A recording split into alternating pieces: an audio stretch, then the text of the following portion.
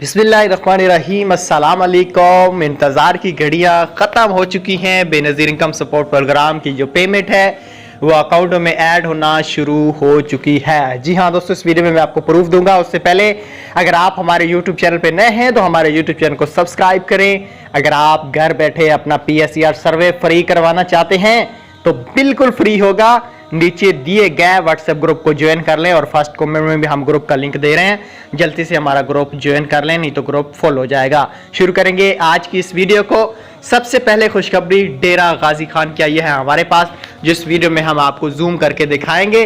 Benazir income support programme की new payment 26 सितंबर सन 2025 proof आपके आंखों के सामने लगना अकाउंटों में शुरू हो चुकी है। सबसे पहले इस वक्त बैंक ऑफ पंजाब की पेमेंट लगना शुरू हुई है।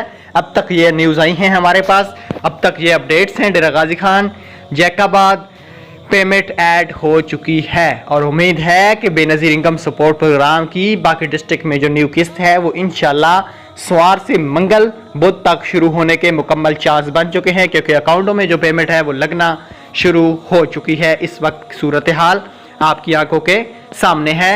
बेनजीर इनकम सपोर्ट प्रोग्राम की न्यू पेमेंट अकाउंटों में लगना शुरू हो चुकी हैं। Thanks for watching. अल्लाह हाफ़िज़।